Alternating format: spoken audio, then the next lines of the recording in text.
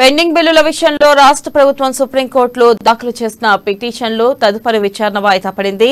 Chief justice Chandrachud నేతృత్వంలోని ధర్మాసనం ఈ పిటిషన్ విచారణకు స్వీకరించింది. 2022 సెప్టెంబర్ నుంచి 3 బిల్లులను గవర్నర్ పెండింగ్ లో ఉంచారని తెలంగాణ ప్రభుత్వ న్యాయవాది కోర్టు దృష్టికి తీసుకెళ్లారు.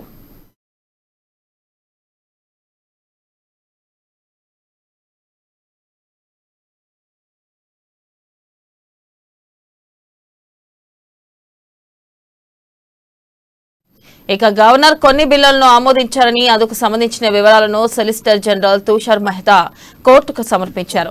ఈ అంశంపై ఏడాది ఏప్రిల్ 9న గవర్నర్ కార్యాలయం నుంచి ఒక నివేదిక కోర్టుకు అందిందని అది సీజేఐ రికార్డు చేసినట్లు తెలిపారు. ఇక కొన్ని బిల్లులపై రాష్ట్ర ప్రభుత్వాన్ని గవర్నర్ వివరణ కోరారని అదే విషయాన్ని గవర్నర్ కార్యాలయం నివేదికలో పేర్కొన్నట్లు కోర్టు దృష్టికి తీసుకెళ్లారు. ఇక పంచాయతీరాజ్ చట్ట సవరణ బిల్లు, అజామాబాద్ పారిశ్రామిక ప్రాంత సవరణ బిల్లుపై వివరణ కోరగా న్యాయశాఖ నుంచి ఎలాంటి స్పందన రాలేదని నివేదికలో వెల్లడించారు.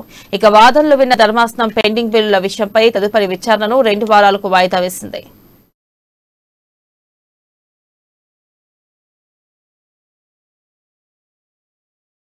సుప్రీంకోర్టు మెట్లెక్కితే తప్ప గవర్నర్ దిగిరారా అంటూ మంత్రి హరీష్ రావు గవర్నర్ తమిళసైపై ఫైర్ అయ్యారు. కూకునూర్పల్లి మండలం మాంగోల్లో నిర్మించిన వాటర్ ట్రీట్మెంట్ ప్లాంట్ ను ఆయన పరిశీలించారు. కేంద్రం స్వాతంత్ర వ్యవస్థలను రాజకీయంగా వాడుకుంటున్నారని ఆరోపించారు. గవర్నర్ అసెంబ్లీ ఆమోదించిన బిల్లులను క్లియర్ చేయకుండా 7 నెలలుగా పెండింగ్ లో పెట్టారని ధ్వజమెత్తారు.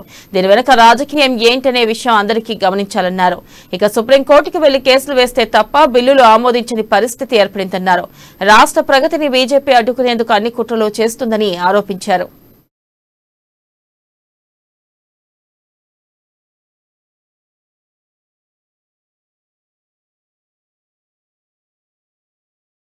ఈ కేంద్ర ప్రభుత్వం స్వతంత్ర ప్రతిపత్తి కలిగిన వ్యవస్థలను కూడా రాజకీయాల కోసం వాడుకుంటున్నారు. గవర్నర్ గారు గత 7 నెలలుగా మన బిల్లులన్నీ పెండింగ్ లో పెట్టుకున్నారు. అసెంబ్లీ పాస్ చేసినటువంటి బిల్లులు రాష్ట్ర ప్రయోజనాల కోసం రాష్ట్ర ప్రభుత్వం కేబినెట్ ద్వారా శాసనసభ ద్వారా ఆమోదించిన బిల్లులను నెలల తరబడి పెండింగ్ లో పెట్టడం అంటే ఇది రాష్ట్ర ప్రగతిని అడ్డుకోవడం కాదా? చాలా బాధతో మాట్లాడుతూ ఉన్నారు.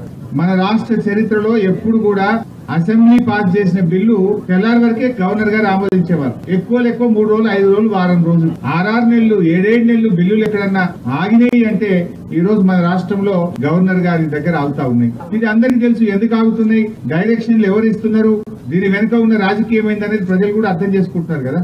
దురదృష్టం ఏంది, కోర్టులలో కేసులు వేస్తే కానీ బిల్లులు పాస్ కాని పరిస్థితి